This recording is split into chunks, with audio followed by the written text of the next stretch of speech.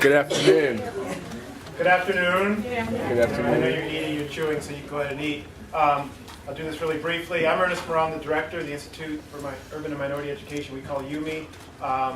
Love to welcome you here to our Colloquium series. We have many of our IUME graduate students and faculty fellows in the room, so I'd like to acknowledge Sandra, Barry, Catí and Cyndi, you'll meet Kelly, and Limaris, and Malik in the back.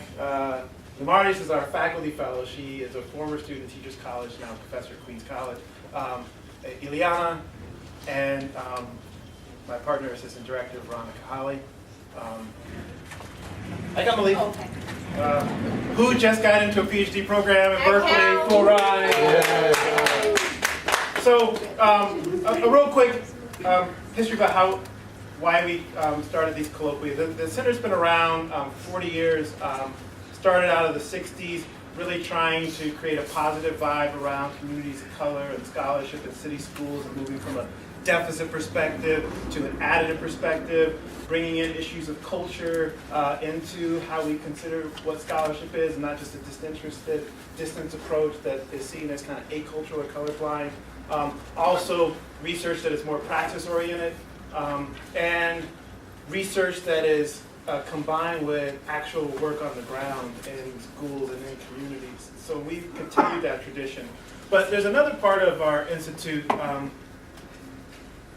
tradition and our present that I think are as important. And that is that this is a training ground for scholars to learn how to be activists and scholars, to learn how to do demonstration and scholarship, to learn how to be connected to the community and to the academy.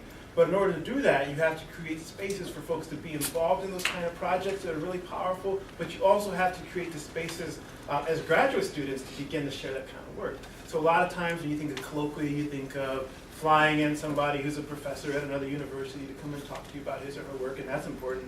We do that. But we wanted to have our central colloquium series be around the work of our graduate students. So they could share with the rest of the Teachers College community, but also have a chance to share the amazing work that they're doing and to learn how to do that. So we've been doing this for a year and a half now, and have had many presentations, and they've all been powerful. Today's will feature the work of Cyndi Bendezu-Palomino and Catí de los Rios, two brilliant young scholars that I've known for quite a while. We're going to talk about the future of secondary and postsecondary Latino and Latina education. Both of them have been involved in this work for many years. Cathy's in the Curriculum and Teaching doctor program, and Cyndi's in the higher education master's program. Both of them hail from California. They've been national presenters and published authors. What I really appreciate about them is that they have found a way to stay grounded in working communities, but producing first-rate scholarship. And what you'll see from them is not just a substantive conversation about the future of Latino and Latina education, but I think a model of the methodological steps that we need to take in the future are really going to manifest what we've been calling critical or humanizing research. So I'm really proud of both of them. I'm proud to have them connected to the Institute, and without that, I'll turn it over to Cathy and Cyndi. So, just again wanted to thank Veronica and Dr. Morel for really pushing us, because they've asked us every year to present, but no, we're not ready. And at Fuerza, asked Professor Morel, like, you're presenting this year. And I'm like, no, I'm not ready. But I appreciate kind of that push, because it kind of really makes us see ourselves as knowledge producers and capable of presenting. I am a second year in the Department of Curriculum Teaching and Research Fellow here, and Cyndi and I know so many of you. We know all of you for the most part, and that makes us feel really special and supported, and in a safe place to talk about things that are very, very important to us, and things that come from real places, come from a place of solidarity and commitment to the educational trajectories of young Latino people, immigrants, and other historically marginalized students. And the paper that I'm going to be talking about today is entitled A Curriculum of the Borderlands, High School Chicano Latino Studies as Sitios y Lenguas. I am drawing from a critical teacher inquiry investigation into the last year of my teaching in Pomona, California. And through a Borderlands analysis, I explore how students experienced an ethnic studies course, especially at a time when in a neighboring state, ethnic studies curriculum, specifically Mexican American studies curriculum, was under attack, was being criminalized, was being dismantled. So this paper isn't necessarily talking about the curriculum per se, but it's talking about students' reactions to such a curriculum and kind of the relational ontological base that was formed through this course for their comrades in Tucson, Arizona, and across the country.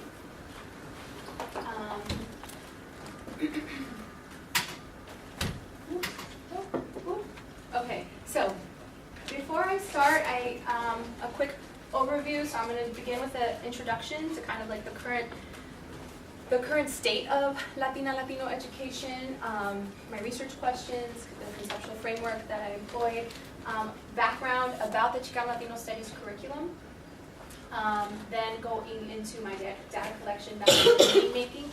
I was a teacher researcher, so I took Dr. Knight's qualitative course this last spring. I would do the same study very differently now, or I would write it very differently now. So a shout out to Dr. Knight, thank you so much for being here. And then finish with my discussion and implications. Before I start, I actually wanted to open up with a testimonio, an excerpt from Roberto, one of my former students, because it's a poignant quote. He states, "The attack on DASA studies in Tucson is real to all of us. What's happening in Tucson isn't just there. Folks could show up to Pomona and take away our classes too. It's our responsibility to fight with them and talk about what's happening out there. Because these classes are more than just powerful. These classes save lives." When I followed up with Roberto about what he meant, especially by that last sentence, he talked about a lack of feeling alive, a lack of feeling engaged, the lack of feeling purpose in his K-12 education. And this speaks to a larger issue of the miseducation of barrio youth historically, or the miseducation of historically marginalized, historically dispossessed students who don't see themselves as part of the greater schooling culture, or as part of the curriculum. So, and really quick, borrowing from Brave Boy, I used raza, the term raza, to connote a people with similar social, cultural, and historical experiences tied to oppression. And it alludes to a certain type of solidarity. And I will be returning back to Roberto later. So the current state of Latino education, we know that as U.S. schools continue to diversify and they're becoming more and more heterogeneous spaces, those succeeding academically are primarily white and from economically advantaged backgrounds. Over 40% of our nation's school-age populations are non-white, and you have places like in California where the majority of students are already non-white. And it's projected by the year 2050, which isn't that far away, we'll still be alive. The Latino school-age population will grow more than 150%, and Latinos will be the majority school-age population in the U.S. With that said, we continue to have a national push-out rate, dropout rate of Latino school-age children that hovers 54% nationwide. And many argue that many Latinos are still attending underfinanced, racially segregated, and overcrowded schools. So, if youth are the future of this country, right, and the future is increasingly browner with each passing year, the education or the miseducation of Latino students is of national importance. It should be an importance to everyone, right? And school curriculum, as many of us know, continues to be overwhelmingly Eurocentric and alienating for a lot of students of color. So I jump to the Tucson Unified School District's Mexican American Studies program, started in 1997. I call it the MAS program, was an exception to the adverse statistics of Chicano and Latino students placed for failure, right? So it propelled a 97.5 graduation rate and had a robust college going rate. Curriculum that was tied to the socio-political identities of the students, the historical trajectories of students, was identified as a primary vehicle for academic success.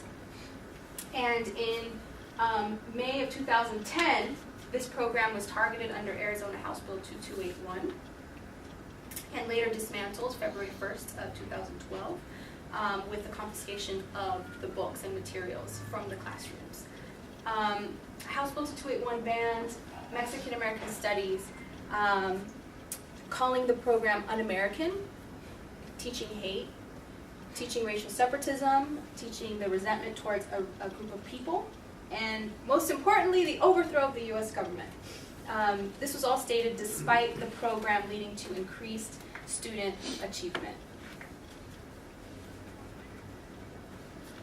And a part of my paper also kind of draws from a paper that Professor Lynn Goodwin published a couple years ago about this idea of curriculum as colonizer, curriculum as decolonizer. And if we look at history, historically, it informs us that public schooling has been used to Americanize or categorize or deny access to those perceived as different from the racial, ethnic, or linguistic mainstream. And curriculum historically continues to be one of the primary instruments for maintaining hegemony in U.S. schools.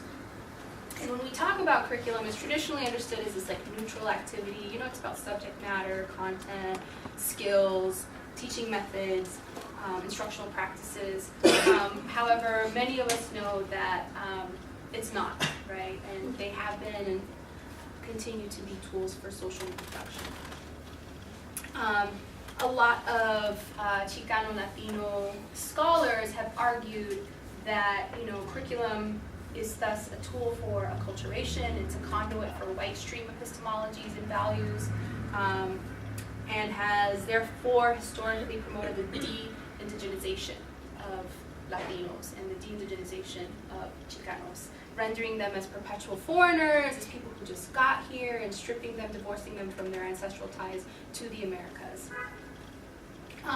We see, you know, kind of like this de-indigenization, this assimilation, acculturation through, you know, Mexican schools in the Southwest, from English-only movements, to the eradication of bilingual ed in many states, and the attack on culturally relevant programs or ethnic studies programs.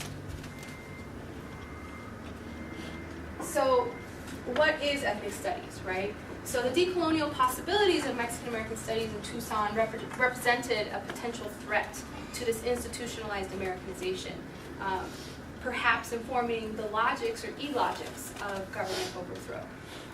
Equitable curricular innovation includes a reconception of subject matter, a reconception of social studies, okay, and the active memory and reimagination and reinvestment in indigenous paradigms. And it can't merely be about additive approaches, as James Banks would say, overlaid into an already existent framework, curriculum framework that alienates, that homogenizes, or that erases. So as a comparative and interdisciplinary study, the field of ethnic studies bears eminent pedagogical and intellectual merits, and actually engages at the grassroots level with communities for social change. It works to recover and restore the counter-historical narratives as well as the epistemologies, perspectives, and cultures of those who have been historically marginalized or denied full participation within traditional institutions and discourses. So the rhetoric used in HB 2281, you know, this resentment towards a race of people or a group of people only affirms the historical white streaming of curriculum, where challenges to its objectivity are interpreted as challenges to white supremacy. And those of us that are familiar with the program in Tucson, you know, and others in California, we know that these are gateways to self-determination, cultural restoration, counter-narration, humanization, I could go on. So through reflexive teacher research, I explore one ethnic studies classroom, a Chicano Latino studies classroom in Southern California. And it's actually the community where I was born and raised, for the most part.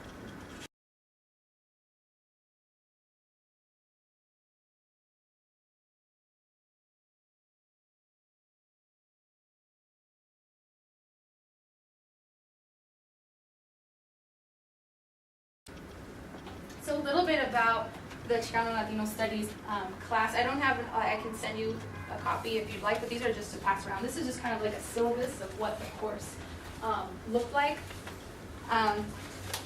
This course still exists. We have 5 sections throughout the school district. And it has its origins in the immigrant rights organizing in 2005, 2006 around HR 437, another legislation that was attacking immigrant bodies and kind of another copycat to Prop 187 in California. And it's a year-long social science elective that aligns curriculum with U.S. history and English language arts. It's an 11th and 12th grade elective, and it explores Chicana and Chicano, Latina and Latino experiences from pre-Columbian civilizations to the present, and reflects that of many university-level ethnic studies or Chicano Latino studies courses in terms of rigor and scope. The philosophy of the course was heavily designed after and influenced by the Tucson Unified School District Process Studies program. So we draw upon the same kind of philosophical approaches of maíz-based curriculum, maíz-based philosophies. So drawing from Inlaquet, Hunapu, Pancheve, these are Mayan philosophies that really kind of speak to the promotion of truth-seeking, interconnectedness, respect for others, and critical consciousness. A lot of the same books are used, a lot of the same texts are used from the Tucson program. So again, when I'm talking about students in the course, they're experiencing a very similar curriculum. And Paulo Freire said that beyond just teaching powerful literacy skills, educators also should prepare students to deal with the real material conditions of their everyday lives. And so we did this through our class, through our program, through 2 community organizing projects. There was a community organizing project in the fall with the Day Labor Center, where students worked alongside day laborers around issues of current state and federal legislations that are affecting immigrants, particularly undocumented students. And they would organize this social justice community posada in the community. Second semester, they would work with a professor from the Claremont colleges around issues of social change in their communities. So they would do research projects and action research projects, and some of which have been presented at national conferences as exemplars of critical pedagogy, what that would look like when you bridge a high school classroom with a college level classroom. And so these are some pictures of students at the posada, and then over there are some pictures of students, college students and high school students working together. So jumping to findings, I have so much data I can't go in depth. You're welcome to read the paper. But I will be focusing more on the last 2. So a safe space for identities in the making, Chicano Latino youth talking out and talking back. And then the last one, fostering community commitment, or rather a relational ontological base, where they saw themselves in others.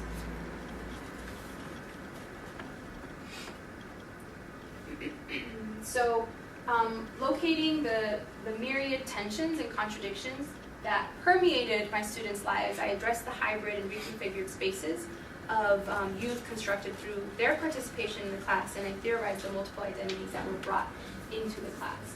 And so here we have Manny. Manny was born and raised in the community. His mother was Mexican, his father was African American, and he struggled a lot with his identity, especially at a predominantly Latino school where everybody, for the most part, was bilingual, and he wasn't. He shares, I never black enough for the black folks or Mexican enough for the Mexicans. I always felt like I had to choose one culture, one people to align myself with more. And because I'm racialized as black, I'm black. But in this class, I've been able to look at and analyze stuff like the Puerto Rican Young Lords, alongside the Chicano Civil Rights Movement. I've been able to read chapters from the autobiography of Malcolm X and been able to make connections to Colloquium and Josué. This class disproves that both sides of my people didn't do nothing good or great in America. There's a powerful history of Black and Latino people working together for social change. I realize I don't have to choose one, because I'm both. I'll always be in that's real. My veins carry both Africa and Mexico. So in a state of liminality, Manuel initially described the tension he experienced being a young person of color, a young person of both African American and Mexican American descent, pushed to the margins in a white society and often socially constructed as inferior. And traditional K-12 curricula continue to push students like Manuel to believe that, their ancestors had no contributions to the United States, and to disown their cultural and political histories and to internalize a sense of subordination. We'll jump to this section where second semester of the course was a lot of Chicana feminism, and students actually did engage and read Borderlands. And Anzalua's poetic elucidation of mestiza consciousness calls for a massive uprooting of dualistic thinking and emerges from a space of multiple intersections that present the possibilities of new modes of being for women. So it was really powerful to see the ways in which women were engaging with Chicana feminism at 16 and 17 years old, and starting to self-determine their own path. So a piece of Lucila was talking about, she says, I feel very confident about going to college next year and speaking up for women's rights. As a Chicana feminist, I feel like I have the power to organize for what's right in this world. This class provided me with the tools and theories for me to say the things that I already knew. Right? They just didn't kind of have that sophisticated language. Right? But these students were already knowing and reading their worlds. Jumping to Jaime, a queer Chicano youth. Jaime shared that he had wrestled with his sexuality for as long as he could remember. I remember being gay when I was 4 or 5, So he was very much aware of who he was, especially as an elementary school student. And he said that the reading poetry and prose by Gloria Anzaldúa, someone who was banned in the curriculum, was like a fresher breath air. It allowed him to feel humanized and connect with someone else that gets it. So over the course of his participation in the course, he constructed both a space and a language in which to articulate his uniquely queer, self-determined Chicano identity. Furthermore, Anzalua's metaphorical use of the Borderlands helped Jaime further solidify his understanding of gender and sexuality and propelled him to start writing short stories about queer Chicano youth. And the last area, so this idea of fostering community commitment, I return to Roberto's passage because it's really powerful. Kind of how it's not just this problem over there, right? It's of importance to all of us.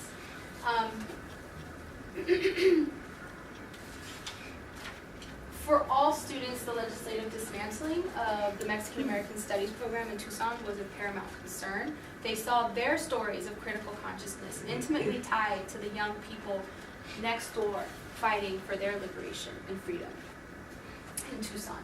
And the human rights ethos foregrounded in my East-based concepts, indigenous concepts, allowed my students to perceive that the erasure of Mexican American history, the erasure of Mexican American literature, knowledge was a threat and injustice everywhere, so even in their own community.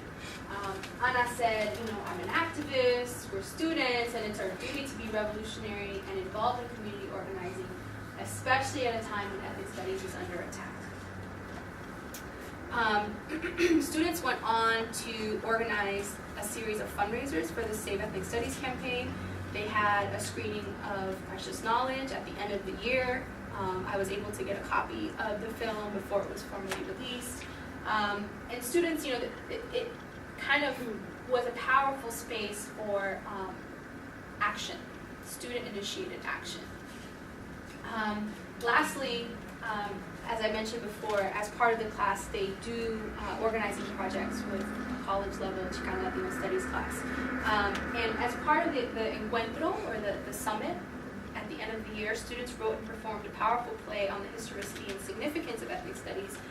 Students delineated a historical trajectory starting with the 1968 strike, led by the Third World Liberation Front at San Francisco State, a movement that resulted in the first College of Ethnic Studies, to modern day curricular cleansing in Tucson Unified School District, and then made connections to the economic disinvestment in their own community and the high secondary push-out rate and the gang violence in their local neighborhoods. So for many barrio youth, they avowed that the kind of support, the kind of identity development within ethnic studies courses is a matter of life and death for a lot of them. So without question, high schools, barrio schools can be alienating and culturally denigrating spaces for youth who are pushed to the margins. So validating and honoring the lived experiences of youth, which is a hallmark of ethnic studies curriculum, can help students recenter themselves as strong, intelligent students of color, and also as student leaders and student community organizers on campus. And this paper really is just a portrait. It's just one narrative of many, right? We have ethnic studies growing on the West Coast, right? So again, it's just one example of the ways in which students benefited from a high school Chicano Latino Studies course. And in doing so, it reveals some of what we stand to lose in ethnic studies programs, and the texts on which they rely are pushed farther to the margins. And the work of critical historians like Lee Acuña and Howard Zinn, two who have also been banned, highlight the pervasive shortcomings in the U.S. storytelling process in schools. And their work asserts that the centralizing of white stream knowledges and epistemologies in schools has led to the alienation and disengagement of young people of color. So going back to Perez and this idea of the decolonial imaginary, it helps us reconceptualize how we honor student hybrid identities, multiple identities, and collective histories in and beyond schools. Within the decolonial imaginary, students wrestled with their contradictions between their lived experiences and the challenges posed by majoritarian ways of thinking about identity and community and education. Understanding classrooms as potential sitios y lenguas, and imagining curriculum and teaching practices as vehicles in the service of such potential opens up new possibilities for youth, teachers, curriculum, and community. So again, although ethnic studies courses have been kind of attacked as anti-American, the teaching of sedition, racial separatism, and even the overthrow of the government, nothing could be further from the truth in my experience and the experience of so many others. These courses are academically rigorous, historically relevant, based on content standards, grounded in love of self and love for others, and often designed to re-engage historically disenfranchised youth.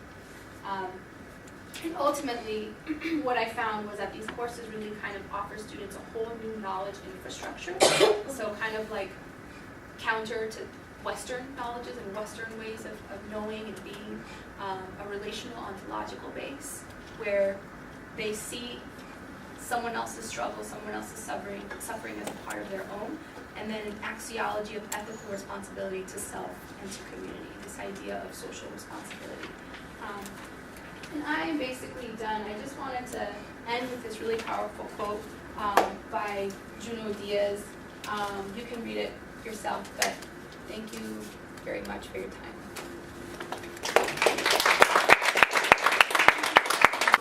Wow, that's such a hard act.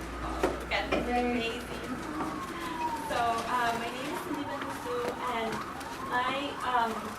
this is like a research proposal because I've actually been working on doing this study in California, and I'm looking at how undocumented students how we can support undocumented students after the deferred action for childhood arrivals, specifically Latino undocumented students in California.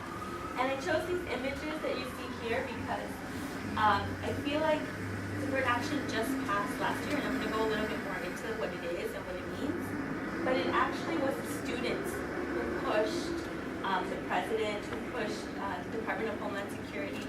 So I have to, really give tribute to students who have been organizing and working on the ground to make these things possible. And I want to look at students too and look at their experiences, specifically because this is very personal to me. I was also undocumented when I was an undergrad and for most of my life. And I feel like it's really been something that pushed me to want to go to higher ed. And I know a lot of young people now with this new type of, with this deferred action really have an opportunity to pursue higher ed or see it as like something that's possible. But I really want to see how we in the higher ed field can support these students while they're doing that transition, while they're going into college. So I want to define undocumented and also another word that we can use is unauthorized.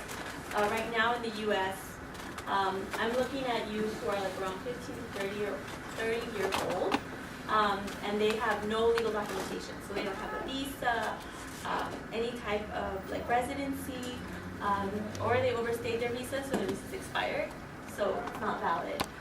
Deferred action is actually an immigration, like a legal immigration term. It means that a student who would usually, or young people, or anyone who would usually be in deportation proceedings are not. So they will not be in any type of deportation proceeding. It's called Prosecutorial Discretion. So the Department of Homeland Security has the discretion to be able to not deport certain people who otherwise would be deportable. I know there's like a lot of confusion around, was it an executive order or what is, deferred action specifically? It's not an executive order. It's just like a policy, like discretion that you don't deport certain people because they meet certain requirements. But it's not a law. It doesn't change people's legal status. I'm going to go into a little bit more what deferred action does. It gives people work permits who qualify, but only for 2 years. So it's a very temporary kind of solution, not really solution, but a temporary pause to a much bigger issue. In-state tuition is what states charge to students who live in state and who meet certain requirements. And institutional aid is financial assistance that not the government, but the state or institution actually gives. So I'm going to be going over these things a little more in depth, but it's actually something that's happening now in more states, most recently in California. So I'm going to look very briefly at the current policies that exist in California, New York, and New Jersey.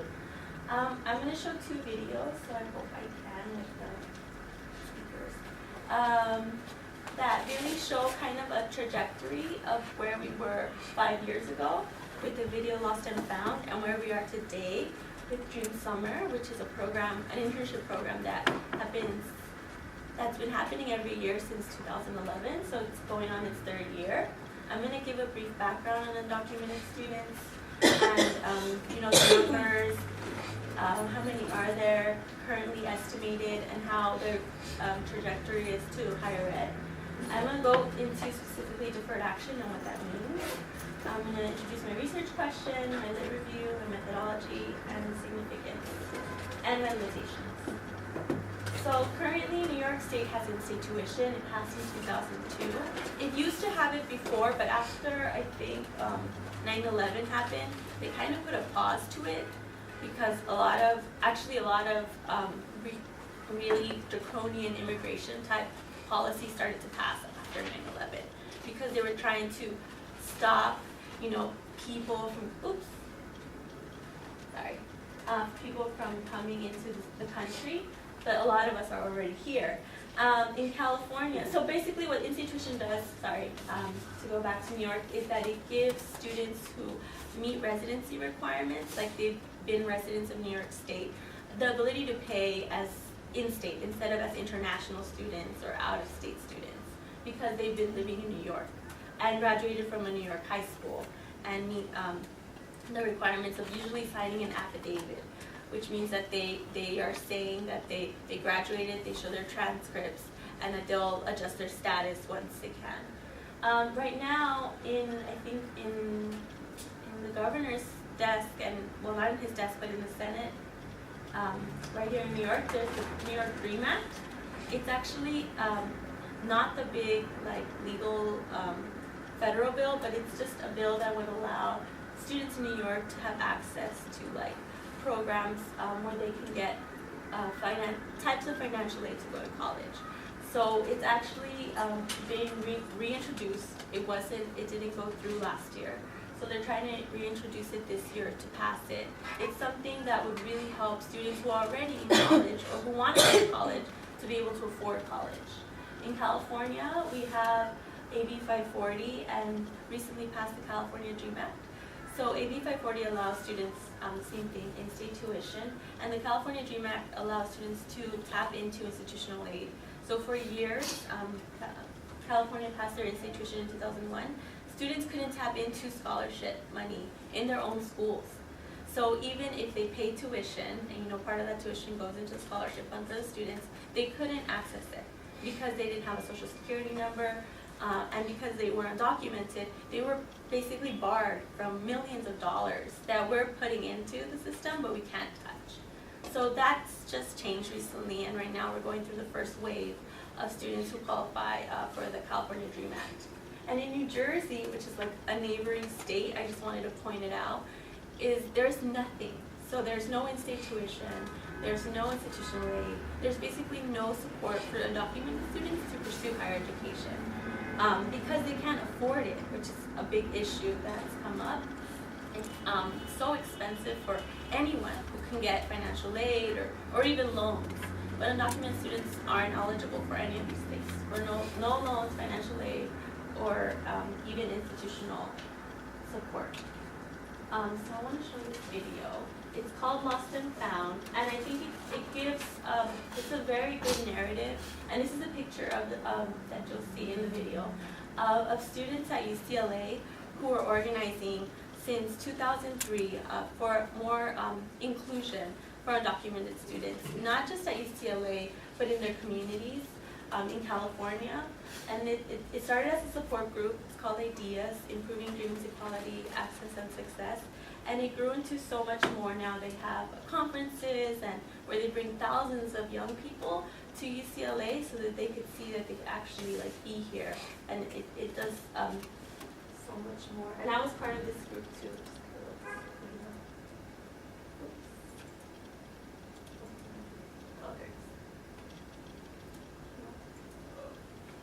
I don't know if you.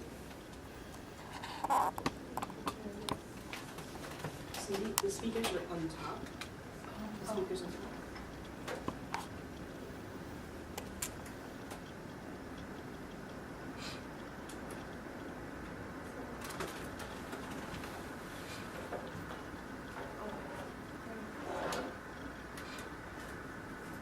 Oh, it's not plugged in, that's fine. Which included all of my baby photos. So when all that was gone, I felt like spending 18 years. Sorry, we'll start it. Well, it was changing, and they didn't really know what to say. When I was 18, my mom put everything we owned into public storage, but because we were moving around so frequently, they lost track of us and eventually sold to strangers everything that we owned, which included all of my baby photos. So when all that was gone, I felt like Stephanie was 18 years old and I don't exist. A couple of years later, I was over at a friend's house and I found on their shelf a book that I had lent them, and stuck within the pages were just a few pictures of me as a kid. I found this one, which, as far as I know, is the only picture of me in the Philippines. I literally, at the age of 20, did not remember what I looked like when I was a kid anymore. And then I was able to see that. This one, it's me posing in front of somebody's Mercedes-Benz. You know, my dad said, go stand next to that car. Oh my God, it's a Mercedes-Benz. There are millionaires everywhere. Put your face right next to the hood ornament. I'm in America because disco died. It took until 1989 for disco to finally die in the Philippines.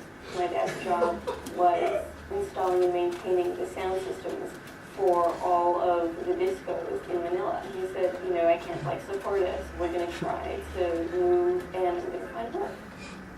I started talking to my mom and I said, oh wow, it's really exciting, you know. My 18th birthday, I'm gonna be a legal adult. I never did get around to getting a driver's license. I should do that. I'm gonna apply for a passport and go on a trip and I wanna register to vote. And you know, with a lot of hemming and hawing, and you know, dodging the question, she told me that I can't do that. That we're not here legally. We don't have documentation. I can't get any of these things. I was like, okay, I can go to the city hall, take a test. And this test will make you American instantly. And you'll do Pledge of Allegiance. And you'll get a tiny American flag. Right? That would be an immigration attorney. And then I found out that there is no path to citizenship for people who are here illegally. I can't take the test. I'm just sort of here. Here we are where I live in beautiful Highland Park. And get from here to UCLA by bus and train, it takes between an hour and a half to usually more like 2 hours. I haven't been in school for the past quarter. Since I'm not eligible for financial aid, it's really hit and miss in terms of when I can and can't be in school. And at one point, it took me about 3 months to save up. You know, I was working 3 jobs. Sometimes it'll take me a year. There's, you know, the first years, the second years, the third years, and the fourth years. And then there's me. It's like being a tourist, you know, I'm pretending to have the college experience. Being undocumented feels like you're a kid forever. Because right now I can't get any form of real government ID to prove my age. There are all these constant reminders, every store and bank and transaction with an ID, and every place of work, every travel poster, everything is a little post-it that says, not yours. Right now we're on the UCLA campus, and I'm walking down to where a mock graduation event is being held.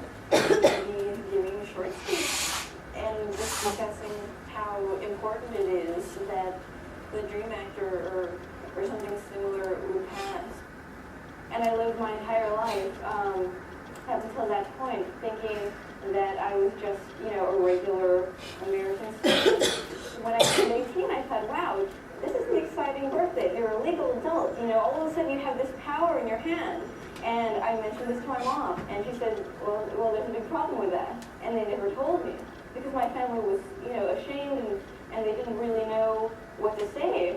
This is not a decision I made. You're holding children hostage, and nobody remembers the children. Whenever they see the sign, the famous sign that you see around San Diego of, the mother and the father, and they're pulling the little girl along, nobody looks at the little girl and thinks, what happens to her when she grows up? So I wanted to show this video because it's actually made by a student who was undocumented, Tran, and it highlights just how students, I think it just gives a good synopsis of a student's experience, especially because even though I'm doing the research specifically on Latino students, this is an issue that affects more than just Latino students. It affects the API community, it affects queer students, it affects so many other students. And usually we don't see that, but I think it gives a good just synopsis of what the experience of student life is, especially in 2006. Now fast forward to last year, 2012, where we see that a lot of the students have actually started organizing a lot more. They started having this new slogan, which is undocumented and unafraid. And so they're no longer afraid of their status. I'm not saying all of them, but I'm just saying it's like a growing number of students who are starting to organize. And this is how we get where we are today, which is deferred action didn't just happen overnight because the president decided that it was a good idea. It actually took years and a very strong campaign of students and other allies and folks who really wanted to pass something for a lot of these young people who are graduating, like Stephanie, and who want to continue their education, who want to give back to their community. And so I'm going to show another short clip that also talks about what students are doing now, especially because I think this is going to be very pertinent in the future when we start to look at these students. Last year's hugely successful first ever Dream Summer event.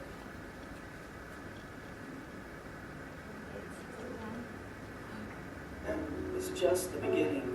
It all started with 100 undocumented and immigrant youth from across the country fulfilling a 10-week internship at different community, labor, and social justice organizations. With very little resources, the Dream Resource Center team, a project of the UCLA Labor Center, organized the very first ever Dream Summer. At the conclusion of last summer, alumni walked away having developed leadership skills and real-life work experiences in the organizing and social justice realms. All the positive outcomes from last year's experiences culminated into a bigger and better effort on behalf of the UCLA Labor Center in collaboration with the United We Dream Network.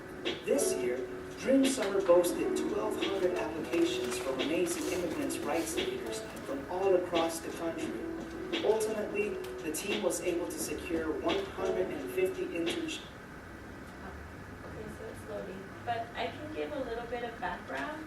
I just wanted to show what a difference Placements in 15 different 5 years states. makes. Before the internships began, all participants traveled to Los Angeles, where they were to receive an introduction to the program, as well as training in what to expect from their host organizations. In a special twist of fate, on the second day of the retreat, on June 15th, the White House announced its plan to implement a system of deferred action for all undocumented youth who met predetermined qualifications. Needless to say, this made the retreat all the more exciting and impactful. The first retreat saw a wide variety of exercises, workshops, panels, special guest speakers like Maria Elena Durazo, leader of the LA County Federation of Labor. Oh, I'm sorry. Let's let it load. Several students from that last year of the study are actually in this film now as organizers. Yeah, it's actually really awesome because one of them just came out, Celine. So then you got So it's really a small world how Catí students are have been part of this program because it's really looking at these immigrant youth who have developed a sense of agency and have started to organize and be unafraid of their status, and how a lot of these youth are also in college. And I feel like that's kind of where it starts, where they start to organize, where they start to feel like they're not alone and that there's other students like them, is when they enter college. And like luckily, thanks to Cathy's program in high school too, where they start to develop all of these ideas and stuff. Pablo Alvarado, Executive Director of Endow, Reverend James Lawson, a key figure in the civil rights movement, California State Assemblyman Gil Cedillo, and Kent Wong, Director of the UCLA Labor Center.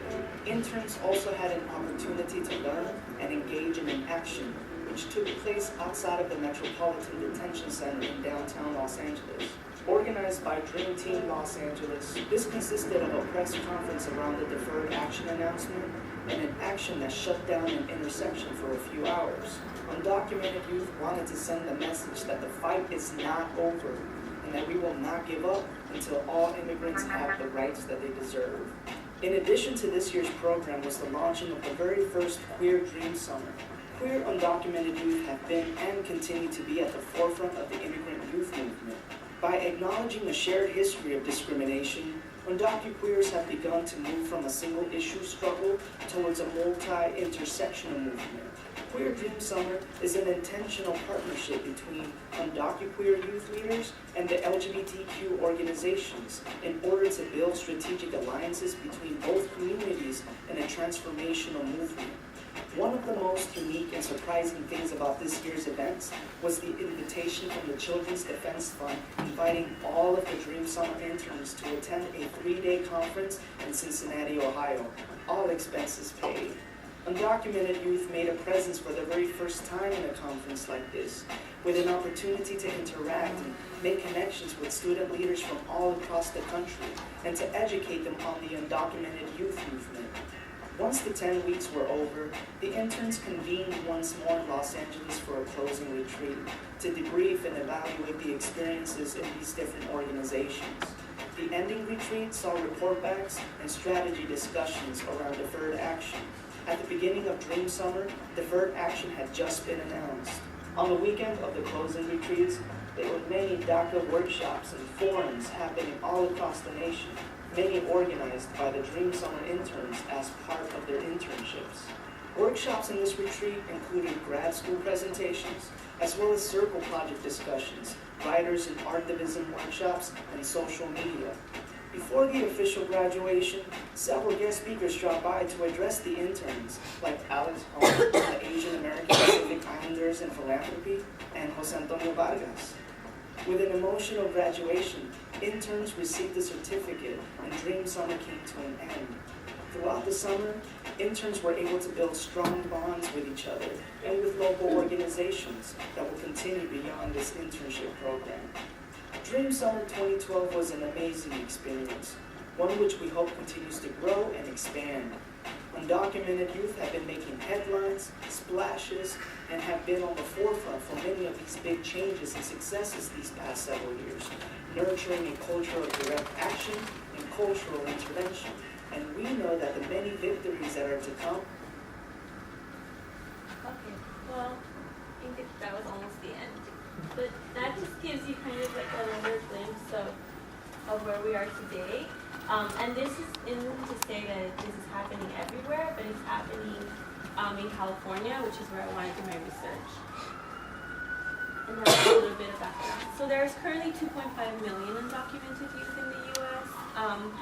The number that I've always seen is the 65,000 graduate from high school each year, but I think that's a really conservative number because the number of students who, that number's been around since like 2005, and so there's more students now who are graduating, more students coming of age, and graduating, but unfortunately only 5 or 10% of these high school graduates go to college, and I think that number may be because a lot of undocumented students don't know they're undocumented until they start applying for college.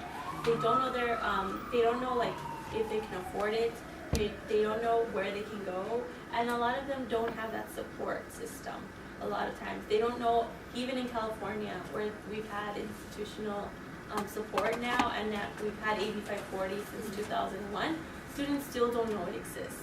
So it's a big issue that we're still just doing awareness campaigns around, but now it's becoming where we see all these students not going into college because of the high expense, that how much it costs, or like the limitations. Now there's like less seats available with all the budget cuts, so it's something that we have to look into. They also don't qualify for federal grants, and they're only eligible, like I said before, in 3 states. Institutional aid exists in Texas. It's existed since they started their in-state tuition, and in New Mexico, and now California. And Illinois, they have an Illinois Dream Act, but it's only like a scholarship fund. So it's not like guaranteed or like something more institutionalized within each school. This is just a pipeline from Solorzano, and it looks at like the trajectory of Chicano students. I think just looking at the numbers of how from 100 elementary school students, only 8 graduate with a BA.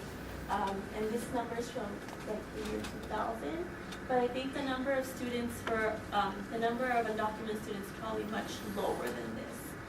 There hasn't been a study done on like tracking undocumented students from elementary school because they usually don't ask that question to students when they're that young. but I think the numbers would be much lower.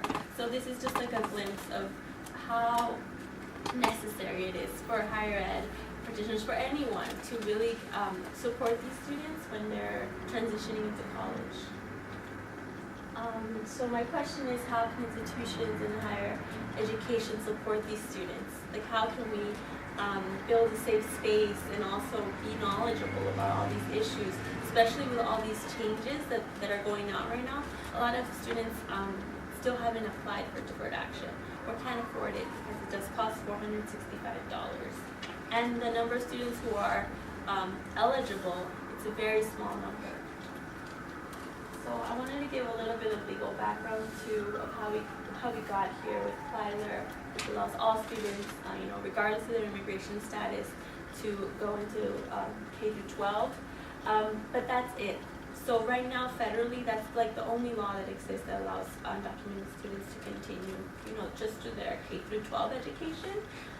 Only 13 states allow undocumented students to have in-state tuition, and deferred action only benefits a very small pool of students, because even some students who would qualify, if they're over 30 years old, they are no longer eligible. So this is the eligibility requirements for deferred action. It was passed last year, June 15th, and so it only is for students who were present, young people who were present in the United States on June 15th, and it's only subject for 2 years. Like I said before, it's prosecutorial discretion, so it just means that they won't deport you, and your information is safe. But it doesn't mean anything else. It does not change their status.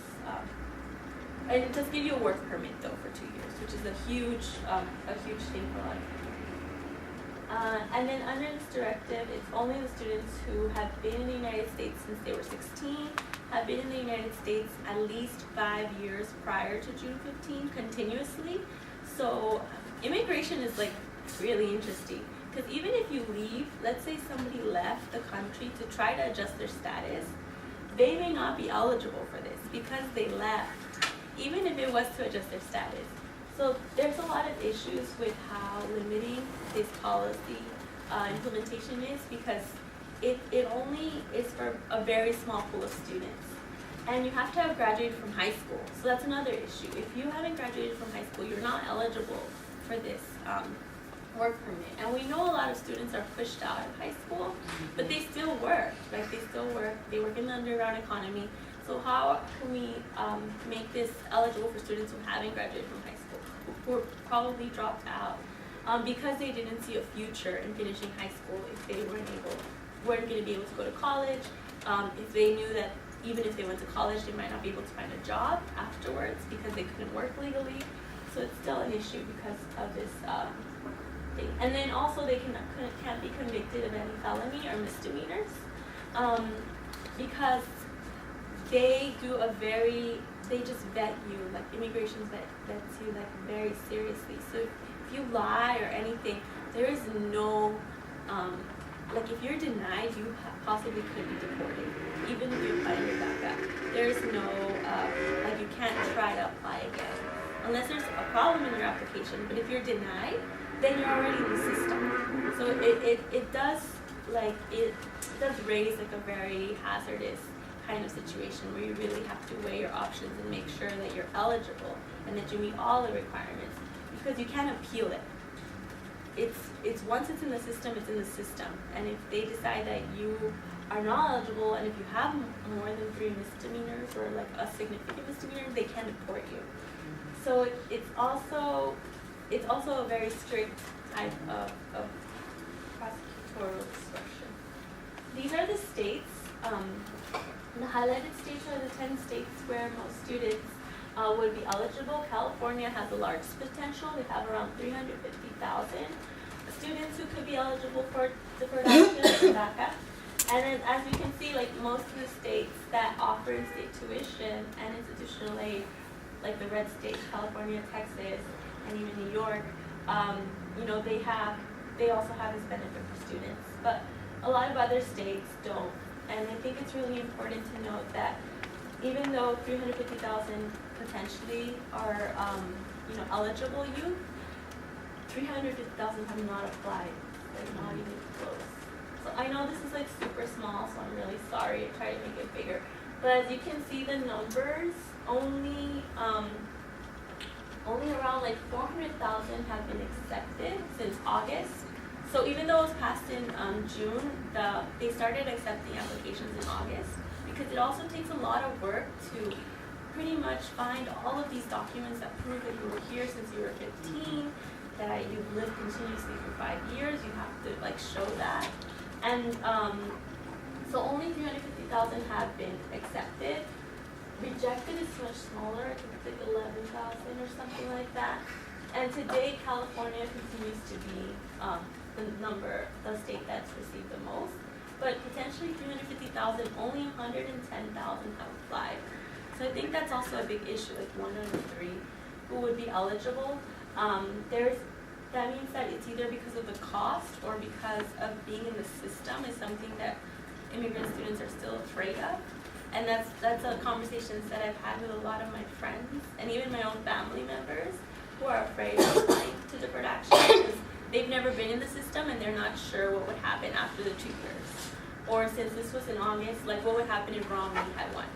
You know, he said he was going to, veto it or whatever. So it was actually really it's a very difficult decision to make. And the majority of students, the top 10 countries of origin, the majority of students are from Mexico.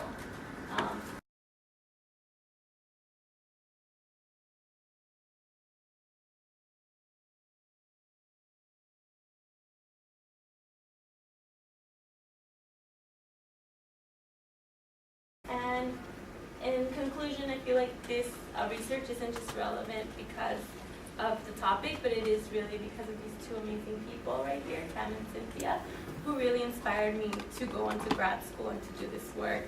And we always talked about doing research on ourselves, like researching our communities and not having outside folks come in and look at us, but really having us, based on our own experiences, do this type of work that we see important. So I want to attribute that to them.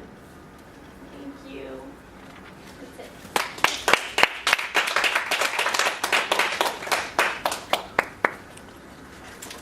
Questions? Time for a couple of questions. I'm just going to say thank you for the amazing work you're both doing. And the question I would want to ask is, what do you see as the strengths and limitations of being parts of the communities that you're researching? Sophia Beganis talks a lot about being the colonized researcher. I'm just wondering, have you thought about that? Or? Well, for me, I think it's not trying to be biased or trying to oh, this is what I want to find, and just kind of letting the students tell me, and I feel like it's also my responsibility to make sure that the students are involved in the process. So I'm really open to just feedback and knowing how I'm framing my questions. I think just creating the questions for me has been a struggle because I want to make sure that I'm not putting my bias, but I'm at the same time trying to really listen to the students and get as much as I can from their experiences. But it's a struggle. I actually do appreciate that question. That is something that I have continued to think about when I think about reflexivity, critical reflexivity, specifically as a Chicana researcher. There has been this call for self-reflexivity and critical inquiry, right? But then, as you said, VNS is kind of whoa, we have issues with being identified as this privileged researcher, right? We come into communities and do research on the community. In her work, talks about how, kind of the shifting and the moving, going back and forth between the colonizer and the decolonized. And I think it's something that, similar to Cyndi, I've seen it as primarily as a strength, because having access to certain stories that may or may not be told otherwise, but I also have to also consider in the future how I can write stories with students versus writing stories about students, because a lot of us talk about students as researchers and not with students and talk to students. So something that is ongoing. Go ahead. I wanted to make a comment first to thank you both for sharing your research, which is not only extremely interesting but so important and urgent. That the urgency really comes through in both your presentations, and I think it will really help to persevere what is probably going to be a difficult trajectory. But I was really interested in the connection that you made between the two presentations, between the students that have been part of your ethnic studies classes, who are now part of this, of the organizers movement. And I don't know if this is within the realm of what's possible, but have you thought about collaborating to look at that connection as part of the study, especially when you think about how students persevere and what roles certain experiences might have had when they were younger or in previous stages that may have kind of helped them in the current stage. I would love to work with them. I think it's in our future, for sure. Because I think both. I mean, we both are very committed to California and Los Angeles, and a lot of students who are participating in other ethnic studies courses in East Los Angeles, in Santana, and Orange County, are also a part of this larger activist movement, and it really kind of speaks to this question of transformative curriculum at the secondary level, and how it really kind of provides tools and theories and methodologies for students to self-determine their path and allow room for agency and activism as part of that path. And so I think it's definitely something. Yeah. But we haven't actually, I mean, I find out often, I mean, I'm in touch with a lot of my students, but sometimes I find out because I see them on television or on YouTube or, I'm like, oh my gosh, that's, Jorge, or that's Seleni, and I'm just like, wow, and they talk about these courses in their personal statements. They talk about these courses in their applications for scholarship, so.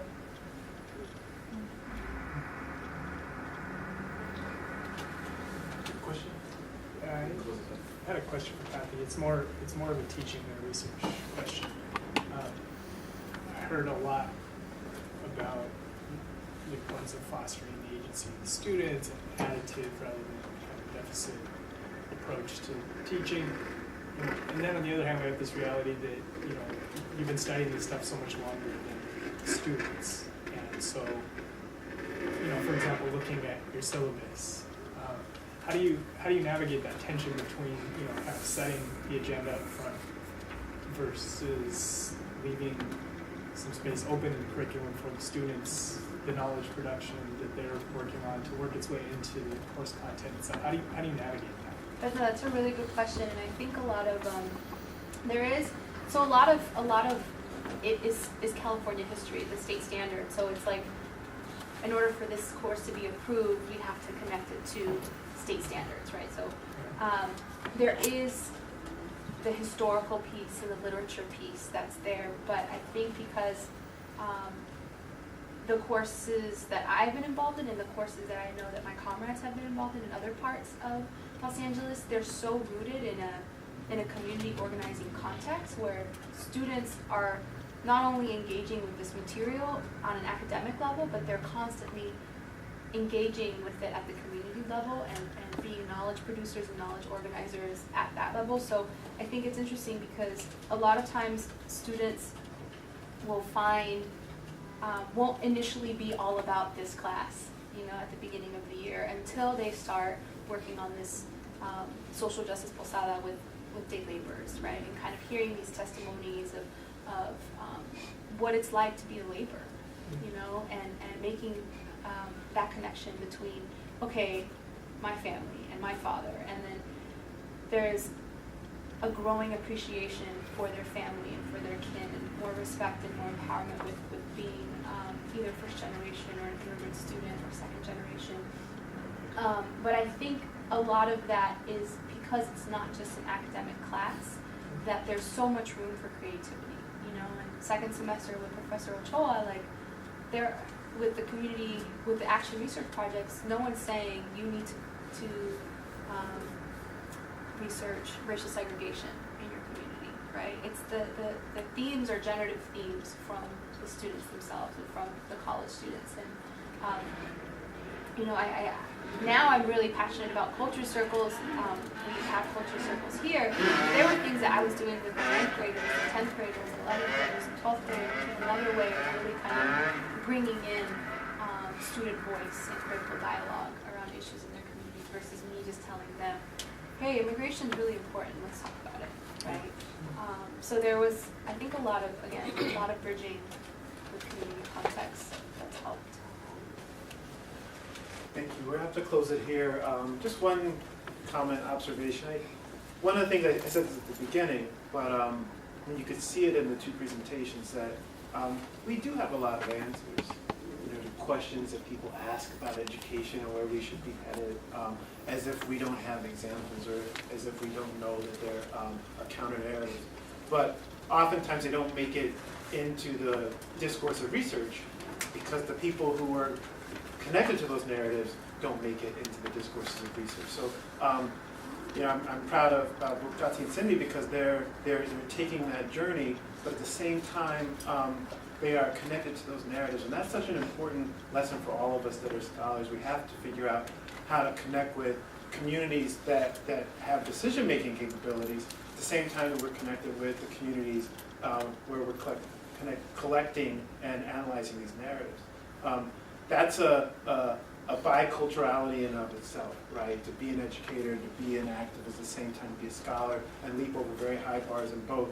But until we do that, it makes it very difficult to communicate that we do have these answers, and that there are positive narratives out there. And both Catí and Cyndi have shared those, and I'm sure that you have them as well. And that's one of the things that we're trying to do at the Institute.